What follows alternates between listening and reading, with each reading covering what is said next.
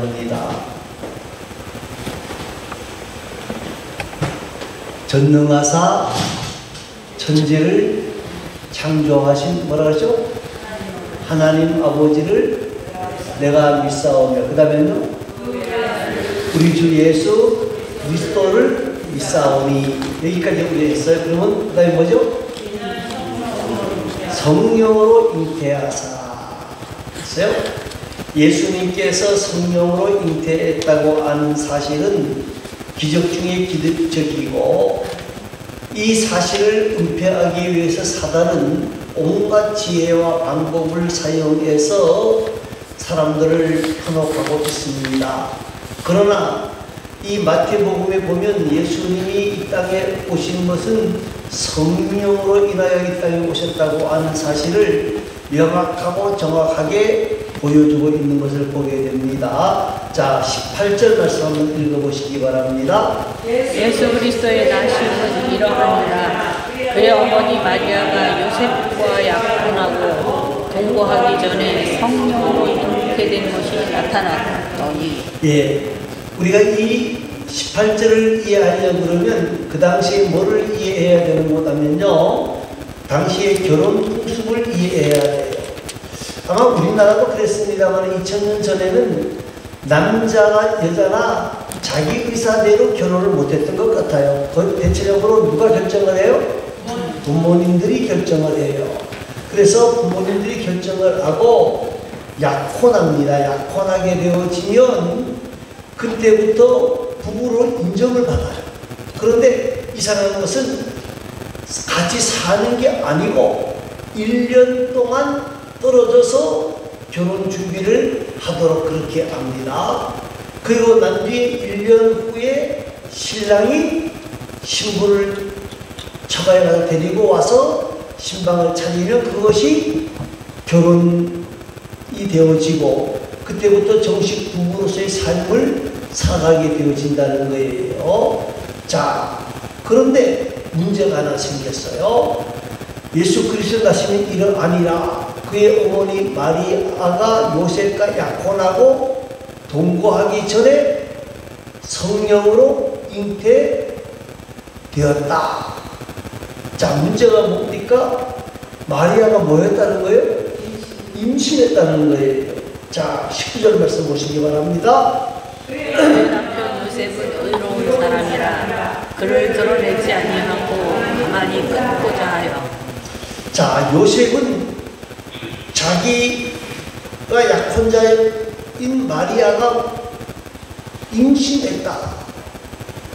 그래서 그걸 굉장히 근심하고 걱정하다가 가만히 끊고자 했다 하고 성경은 말씀하고 있습니다. 그때에 천사가 나타나서 하나님의 말씀을 전해주는데, 우리 모두는 사도신경을 신앙으로 고백할 때 우리 주 예수 그리스도를 믿사오니 그는 성령으로 잉태되어 그냥 마리아가 아닙니다. 무슨 마리아죠? 동정녀 마리아에게 나셨다. 자, 예수님의 탄생의 신비는 크게 두 가지예요.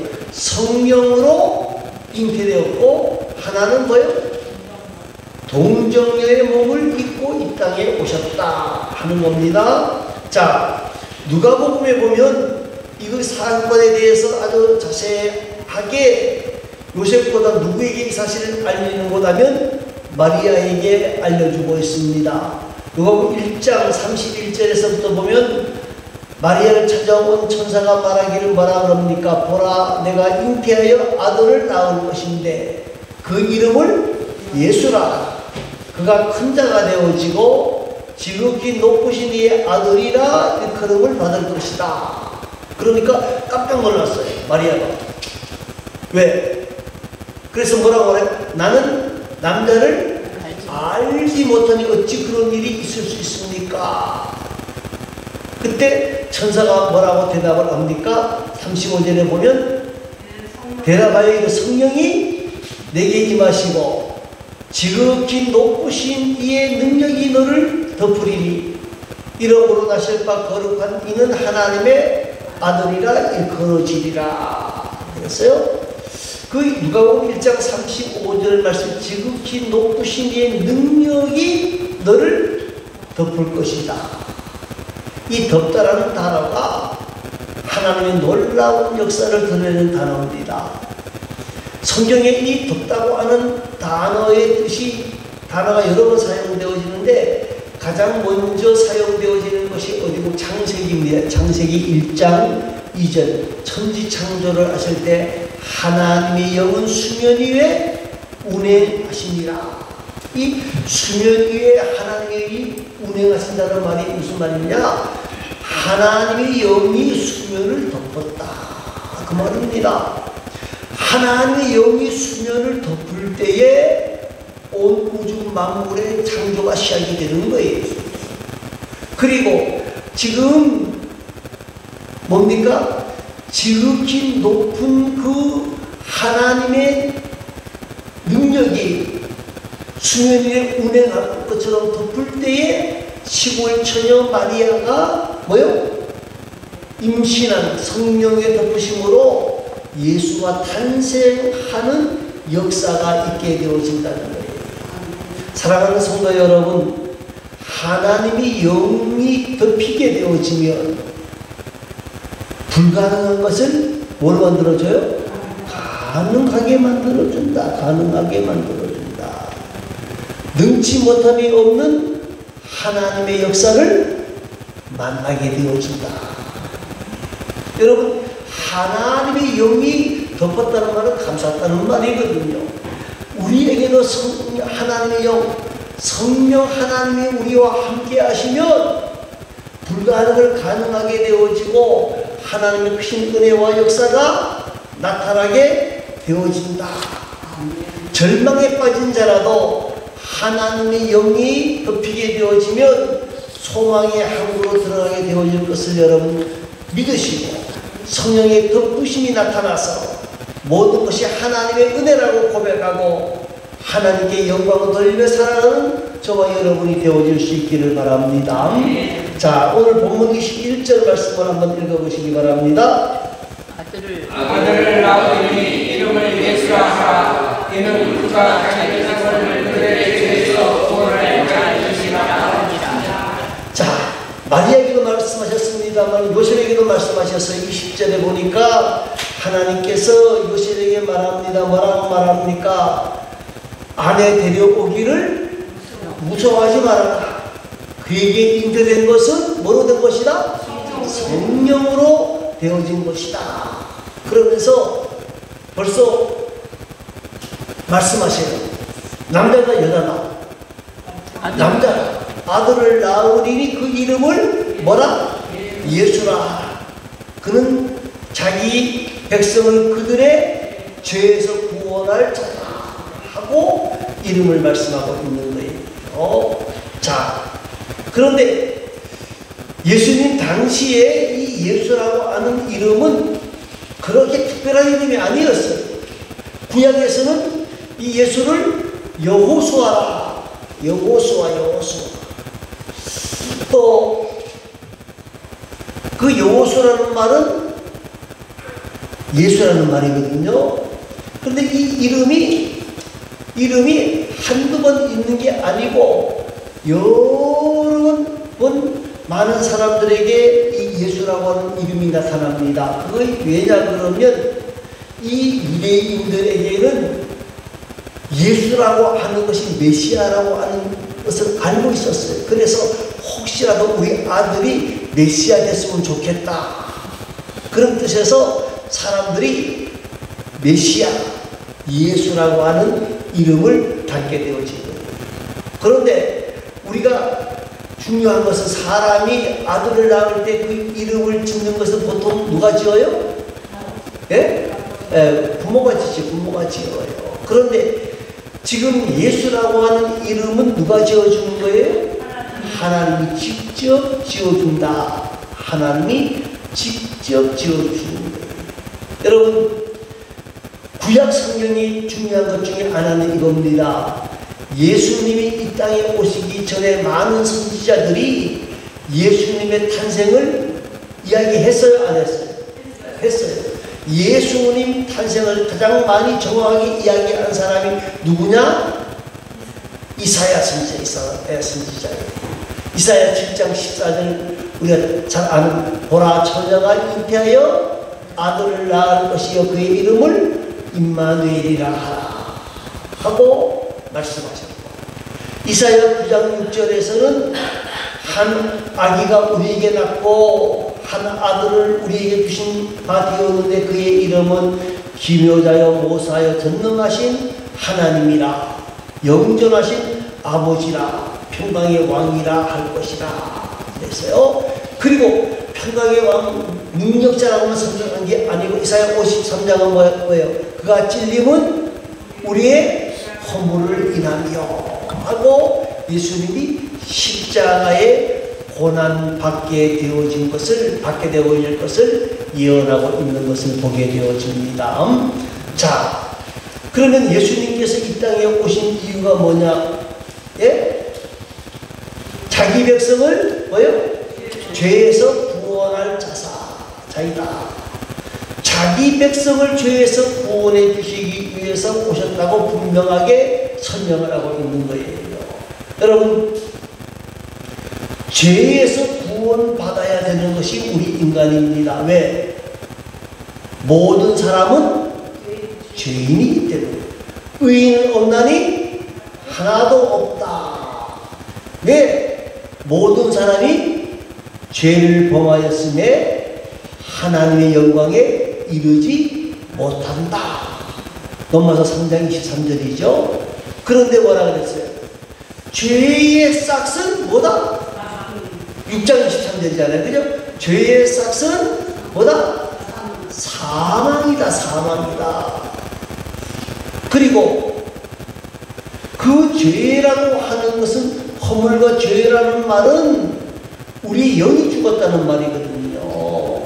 그래서 그 형벌이 뭐냐? 죽음이에요. 그래서 히브리서 9장 27절 말씀이 뭡니까? 한 번 죽는 것은 사람에게 정하여진 것이요 그 외에는 뭐가 있다? 심판이 있다. 죄는 숨겨질 수 있는 게 아니, 시간이 지나면 잊어버리는 게 아니, 죄 때문에 인간은 하나님의 심판대 앞에 서야 되고 지옥으로 갈 수밖에 없는 거예요. 우리가 전도하다가 보면 크게 두 종류의 사람들을 만납니다. 어떤 사람은 나는 죄가 없어, 죄진 게 없어서 교회 갈 필요가 없다, 그렇게 말하는 사람이 있어요. 나는 죄 안 지었어. 또 한 사람은 어떤 사람, 나는 죄가 많아서, 죄가 너무 많아서 하나님 앞에 너무 죄송해서 나갈 수 없다, 그렇게 말하는데, 여러분, 죄의 기준이 뭡니까? 죄의 기준은 예수 안 믿는 게 죄예요. 가장 큰 죄가 성령 회방죄가 뭡니까?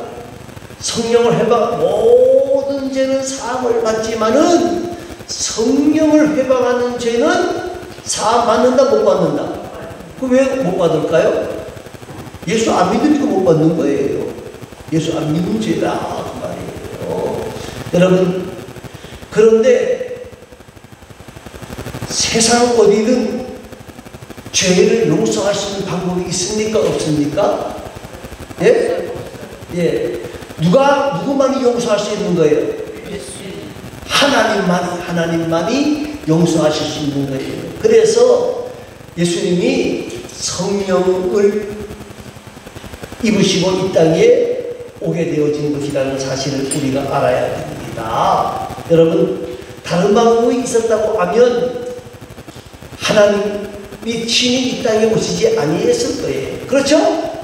예? 그랬을 거예요. 다른 방법이 있었다고 그러면 다른 방법을 사용하셨을 거다, 그 말이에요. 그런데 다른 방법이 있다, 없다? 없다는 거예요. 없다는 거예요. 여러분, 하나님이 우리 세상을 이처럼 사랑하사, 이것도 중요하지만은 중요한 게 뭐예요? 이처럼 사랑하사가 아니라 하나님이 세상이 아니라 누구를? 나를 사랑하사 이처럼 사랑하사입니다. 그냥 아니고 하나님이 나를 사랑하사 이 땅에 오셨다는 거예요. 이 땅에 오셨다는 거예요. 여러분, 우리가 이 땅을 살아가면서 형제를 위해서 또 남모르는 사람을 위해서 선행을 주는 자가 가끔씩 있기는 해요. 있기는 하지만은 그 사람을 대신 죽었다 그래서 그 사람의 죄까지도 해결해 주는 것은 아니거든요. 아니라는 거예요.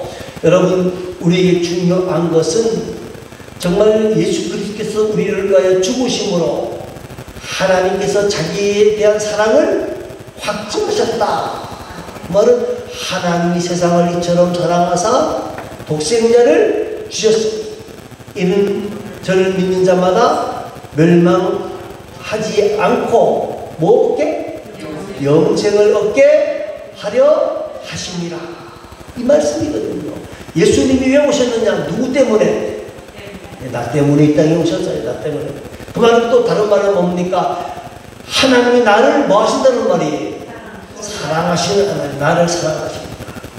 나를 사랑하시는데 그냥 사랑하는 정도가 아니라 나의 모든 죄의 문제까지 어떻게? 완벽하게 해결해 주시는 능력의 하나님이시라 하는 것. 성령으로 잉태했다고 하는 말은 우리의 모든 허물과 죄를 완벽하게 사하여 주시고 나의 죄의 문제뿐만이 아니라 나를 사랑하시는 하나님의 역사라는 사실을 여러분 믿으시기를 바랍니다. 23절 말씀을 한번 읽어보시기 바랍니다.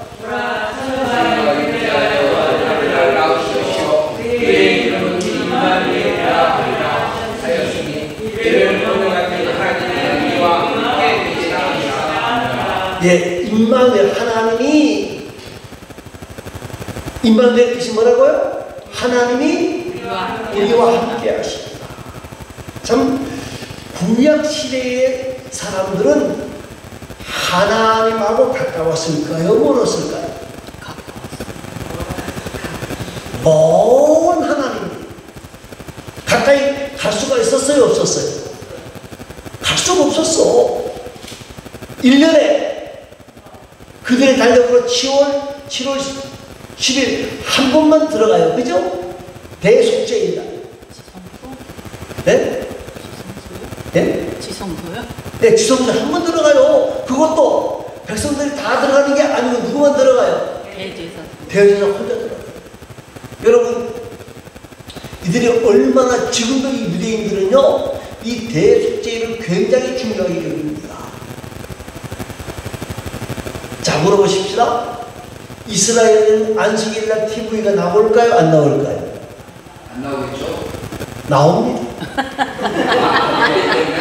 네? 예배. 아니요. 방송 그냥 나온대요. 안 벗어서 그렇지 방송 나온대요. 그런데 1년에 딱 한 번 방송 중단하는 날이 대속죄입니다. 지금도.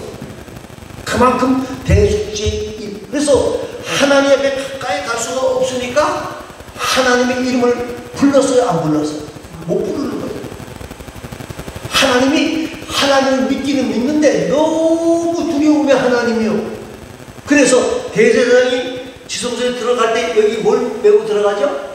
방울 메고 들어가요. 왜 방울 메고 들어가요? 죽었나 살았나 하기. 네. 가래서 움직이면 무슨 소리가 나요?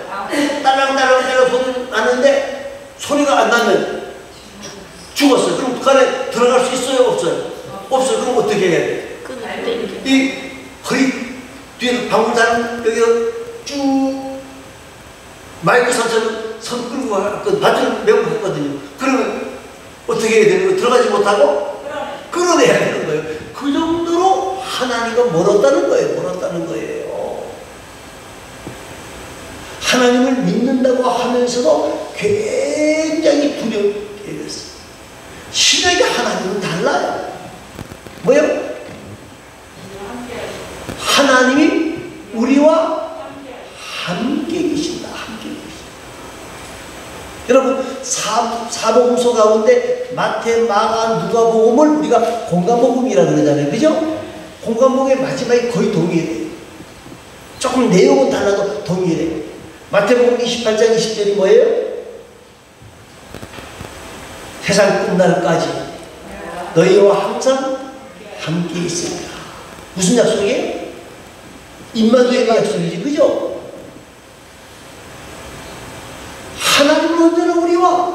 뭐 하신다는 거예요? 함께 하시는 분이다. 그 말은 오늘 아침에 말씀 교회에서 도와주시는 분, 우리의 성공을 찾고 이끌고 가시는 분이라는 거예요.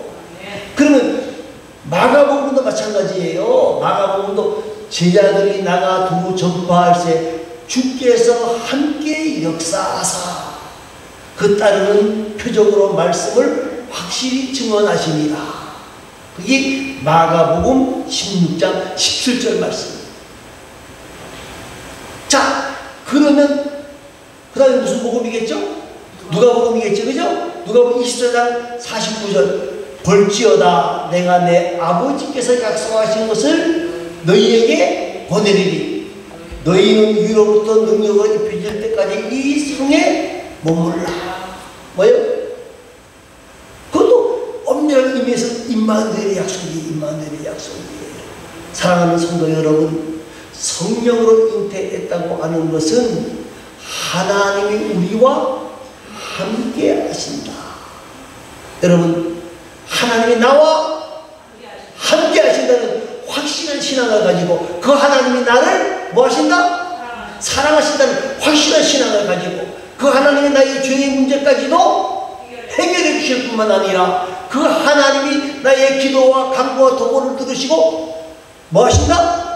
응답하신다는 확신을 가지고 우리는 임마누엘 하나님을 사랑하고 사모하며 쫓아가는 복된 자들이 다 되어질 수 있기를 간절히 소망합니다. 우리 기도하겠습니다. 임마누엘 하나님을 생각하며 기도하고 또 우리 교회 6가지 기도 제목 가지고 기도하도록 하겠습니다. 다 같이 기도합니다.